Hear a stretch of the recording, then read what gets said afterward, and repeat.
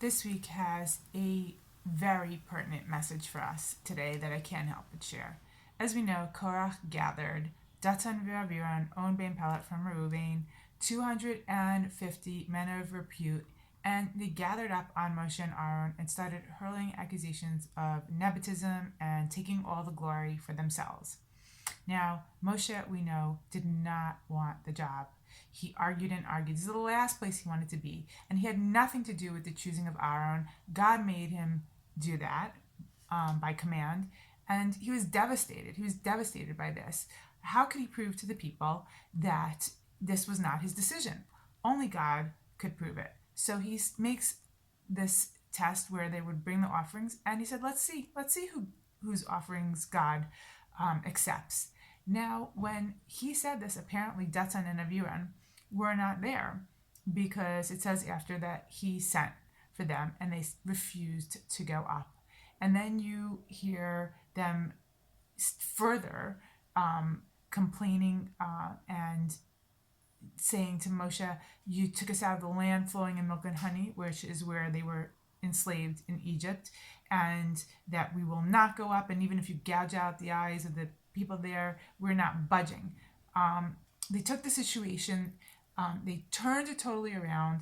They accused Moshe of horrible things. They refused to come to be a part of the conversation.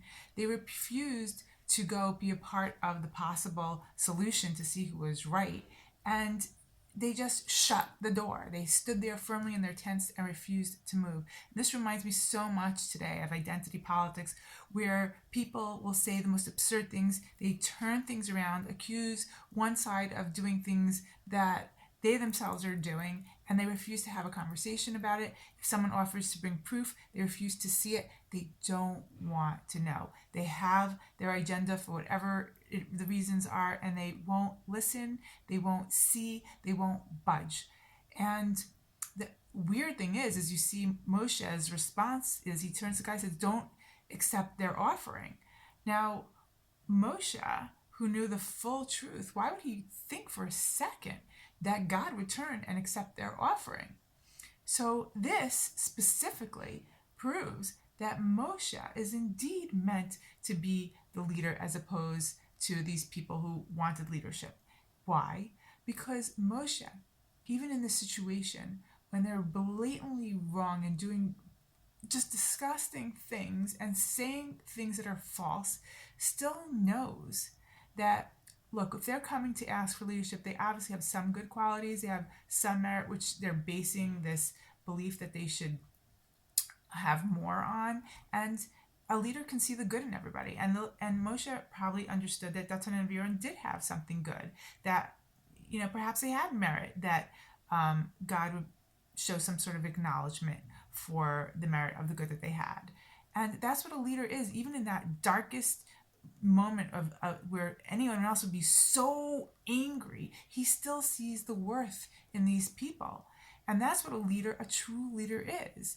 And as opposed to these other people who are totally dissing on Moshe and Aaron, who's dedicated their whole lives to them. No gratitude, no admitting of any of that good, just want more for themselves. That is not people meant for leadership. And that's proof positive. And this reminds me so much today of identity politics and so much of the stuff that we're going through where people refuse, they don't want to be a part of the conversation, they don't want to hear the other side, they stand firmly in their tents, they won't listen, they won't see. It reminds me specifically now of AOC, who, when she compared the detention camps where the children are being held to concentration camps, and everybody was outraged about the obscene comparison. And you know what? Instead of her saying, let me go learn a little bit, perhaps I exaggerated, perhaps I was wrong. And when she gets an invitation to go visit the camps, at Auschwitz and such, instead of being able to see and to learn and to know and to grow and to look for truth, she doubles down. She says, I don't want to hear it. I don't want to see it. I don't want to know it, because she knows she's wrong. If you know you're right, if you think you're right, then being a part of the conversation, you can just argue your side. or go and see. And if they're wrong, it'll just bolster your opinion. You can show why they're wrong and why you're right. But if you shut it out, if you won't listen, if you won't discuss, if you won't learn, if you won't see, it's a huge red flag that you know you're wrong or you have something major to hide.